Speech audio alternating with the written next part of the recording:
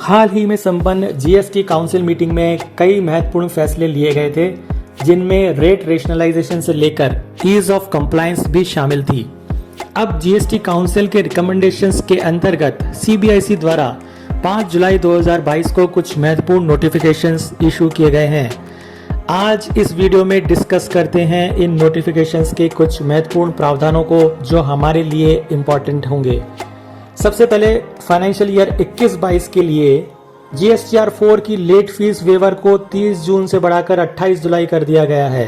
तो अगर आपने अब तक फाइनेंशियल ईयर 21-22 की जीएसटीआर 4 फाइल नहीं की है तो अब ये रिटर्न आप 28 जुलाई तक भरकर लेट फीस के वेवर का फायदा उठा सकते हैं।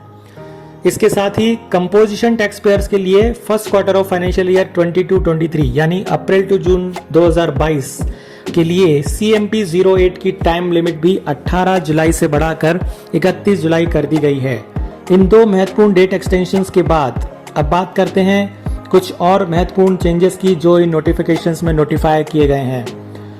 एक महत्वपूर्ण बदलाव रूल 21 कैपिटल A में किया गया है, जिसके अनुसार यदि जीएसटी रजिस्ट्रेशन सस्पेंड हो चुका है लेकिन अभी जीएसटी ऑफिसर द्वारा कैंसिल नहीं किया गया है तो सभी पेंडिंग रिटर्न्स फाइल होने पर सस्पेंशन ऑटोमेटिकली रिवोक्ड माना जाएगा।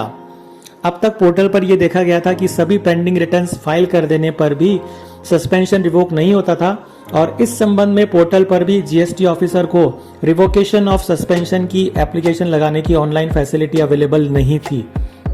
इसी तरह रूल 87 में एक नया सब रूल 14 जोड़ा गया है, जिसके अंतर्गत सेम पैन नंबर में एक से ज्यादा जीएसटी नंबर होने पर ऐसा रजिस्टर्ड पर्सन अपने किसी भी जीएसटी नंबर में ई कैश लेजर का बैलेंस अपने दूसरे जीएसटी नंबर में ट्रांसफर कर सकता है, चाहे ई कैश लेजर में ये बैलेंस किसी भी हेड जैसे टैक्स, इंटरेस्ट या फीस ही क्यों ना हो। अब तक PMT 09 भरकर केवल सेम जीएसटी नंबर में ही ये अमाउंट एक हेड से दूसरे हेड में ट्रांसफर किया जा सकता था। एक साथ 2017 से एक रेट्रोस्पेक्टिव अमेंडमेंट रूल 88 में किया गया है और एक नया रूल 88 भी इंसर्ट किया गया है, जिसमें सेक्शन 50 सबसेक्शन 1 और सेक्शन 50 सबसेक्शन 3 में जो इंटरेस्ट लगाया जाता है उसके बारे में क्लैरिफाई करते हुए मैनर ऑफ कंप्यूटेशन बताया गया है। इस रूल में कहा गया है कि सेक्शन 50 सबसेक्शन 1 में इंटरेस्ट कैश लेजर के थ्रू सेट ऑफ वाले अमाउंट पर ही लगेगा उन केसेस में जहां पर रिटर्न ड्यू डेट के बाद फाइल की गई है और टैक्स का set of E cash ledger से ही हुआ था।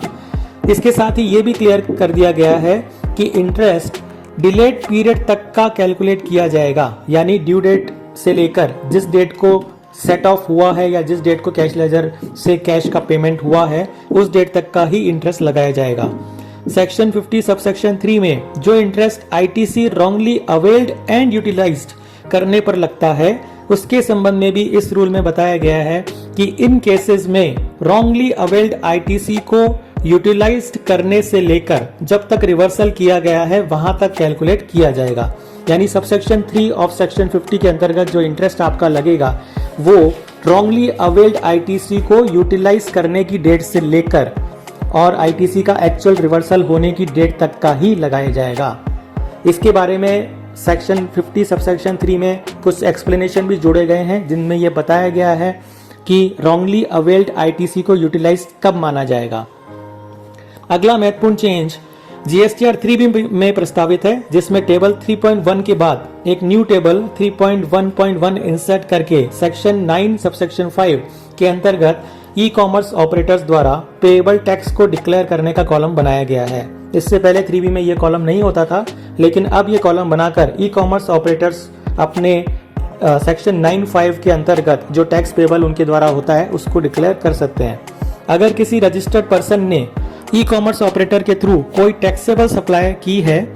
जिस पर सेक्शन 9.5 में ई कॉमर्स ऑपरेटर को टैक्स पे करना था, तो इस प्रकार की सप्लाईज को भी इसी कॉलम में डिक्लेयर करना होगा। यानी अगर आपके किसी भी रजिस्टर्ड पर्सन के केस में ई कॉमर्स की सप्लाई भी इंक्लूड है तो सेक्शन और जिस सप्लाई पर ई कॉमर्स ऑपरेटर को ही टैक्स देना था तो उसे भी इस कॉलम 3.1.1 में डिक्लेयर किया जा सकेगा। कुछ महत्वपूर्ण बदलाव फाइनेंशियल ईयर 21-22 के जीएसटीआर 9 और 9C में भी किए गए हैं, जिनकी विस्तृत जानकारी नोटिफिकेशन नंबर 14/2022 में दी गई है। यहाँ पर एक इम्पॉर्टेंट अपडेट ये है कि अब तक HSN summary of outward supply optional होता था, लेकिन अब इस नोटिफिकेशन में GSTR 9 में टेबल नंबर 17 में अमेंडमेंट करके ये प्रोवाइड किया गया है कि फाइनेंशियल ईयर 21-22 से 5 करोड़ से ऊपर एनुअल टर्नओवर वाले टैक्स पेयर्स के लिए 6 डिजिट तक का HSN कोड अपनी आउटवर्ड सप्लाई में देना मैंडेटरी होगा। यानी GSTR 9 की टेबल नंबर 17 में अगर किसी रजिस्टर्ड पर्सन का एनुअल टर्नओवर 5 करोड़ से ऊपर है तो आउटवर्ड सप्लाई पर 6 डिजिट तक का HSN कोड फाइनेंशियल ईयर 21-22 के 9 में फाइल करना मैंडेटरी होगा। इसके साथ ही टर्नओवर अप टू 5 करोड़ के केस में, यानी 5 करोड़ से कम तक के सभी टर्नओवर के केसेस में B2B सप्लाईज होने पर ही 4 डिजिट लेवल तक HSN कोड मेंशन करना होगा। यानी अब इस संबंध में कोई भी फर्दर एग्जाम्पशन नहीं दी गई है और फाइनेंशियल ईयर 21-22 से GSTR 9 फाइल करते वक्त आपको आउटवर्ड सप्लाई का HSN कोड मेंशन करना अनिवार्य होगा डिपेंडिंग ऑन योर टर्नओवर। सिर्फ बिलो 5 करोड़ एनुअल टर्नओवर वाले टैक्स पेयर्स B2B सप्लाईज के केस में 4 डिजिट तक का HSN कोड मेंशन कर सकेंगे। टेबल 18 की जो HSN code in case of inverse supply का कॉलम है वो फाइनेंशियल ईयर 21-22 में भी ऑप्शनल रखा गया है। यानी HSN code for inverse supply financial year 21-22 के 9 में देना कंपलसरी नहीं है। तो ये थी नोटिफिकेशन नंबर 14/2022 और 5 जुलाई 2022 को इशू किए गए CBIC द्वारा इशू किए गए विभिन्न नोटिफिकेशंस की अपडेट। इसी तरह की regular updates, discussions, query solutions के लिए देखते रहिए the tax express bye Abhishek Goyal. Like करें, शेयर करें, सब्सक्राइब करें और बेल आइकन प्रेस करना ना भूलें। धन्यवाद।